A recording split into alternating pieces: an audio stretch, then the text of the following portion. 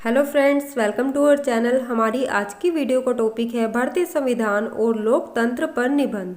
तो फ्रेंड्स, माई गोव की साइट की तरफ से एक ऐसे कंपटीशन कराया जा रहा है। तो उस कंपटीशन में आपको इसी टॉपिक पर एक ऐसे लिखना है और इसके साथ ही एक और टॉपिक है जिस पर मैंने कल वीडियो अपलोड की थी, उसका लिंक मैं डिस्क्रिप्शन बॉक्स में दे दूंगी, आप चाहें तो चेक कर सकते हैं उसको भी। तो चलिए स्टार्ट करते हैं। सबसे पहले हम एक स्लोगन लिखेंगे, नागरिकों को दिलाए पूरे अधिकार, भारतीय संविधान का लोकतंत्र है आधार।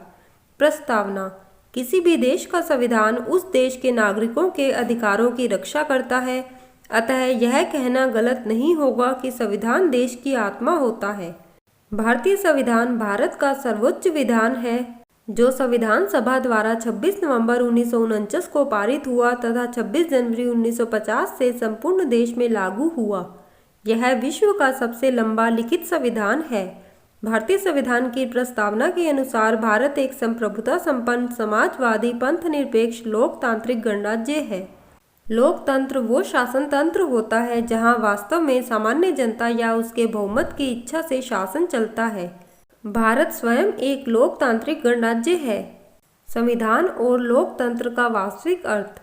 संविधान का वास्तविक अर्थ कानून के रूप में बने हुए मौलिक नियम और सिद्धांत है। संविधान मूल सिद्धांतों का एक समूह है जिससे कोई राज्य या अन्य संगठन अभिशासित होते हैं। वह किसी संस्था को प्रचालित करने के लिए बनाया हुआ संहिता दस्तावेज है। यह प्राय लिखित रूप में होता है। लोकतंत्र का शाब्दिक अर्थ लोगों का शासन होता है।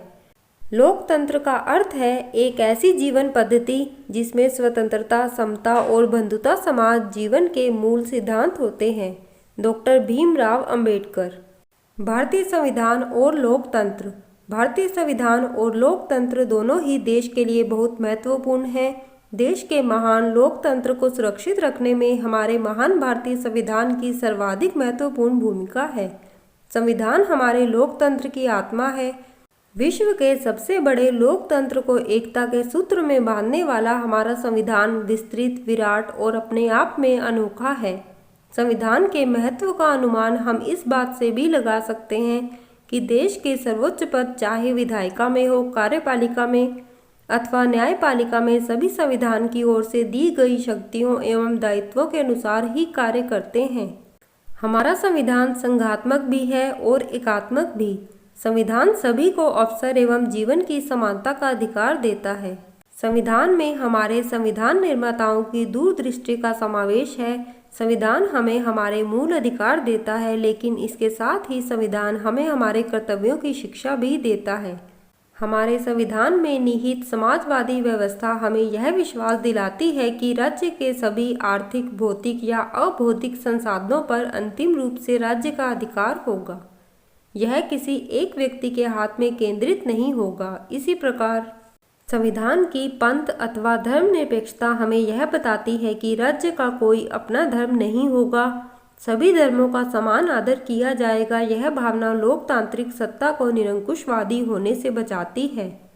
हमारे देश का संविधान जहां एक ओर इतना सख्त है कि बनाए गए किसी भी कानून का सख्ताई के साथ पालन करवाया जाता है, वहीं दूसरी ओर इतना लचीला कि देश के नागरिक पारित किए गए कानून के खिलाफ अपील भी कर सकते हैं, जिससे स्पष्ट है कि भारतीय संविधान और लोकतंत्र दोनों ही एक दूसरे के सहयोग और समर्थन के बिना अपूर्ण हैं। निष्कर्ष के रूप में हम यह कह सकते हैं कि हमारे भारत देश के लिए भारतीय संविधान और लोकतंत्र दोनों ही अहम हैं।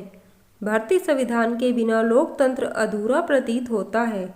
हम सभी को संविधान की पवित्र भावना के अनुरूप कानून के मार्ग पर चलकर देश में शांति, सद्भाव और सामाजिक समरसता की भावना को और भी अधिक सुदृढ़ बनाना चाहिए। हमें राष्ट्र और समाज के व्यापक हित में संविधान प्रदत्त अधिकारों का उपयोग करते हुए उसमें बताए गए मूल कर्तव्यों में संविधान का पालन करना और उसके आदर्शों तथा राष्ट्र ध्वज और राष्ट्रगान सहित समस्त संवैधानिक संस्थाओं का आदर करना चाहिए। इसी में देश की खुशहाली और समृद्धि निहित है। धन्यवाद।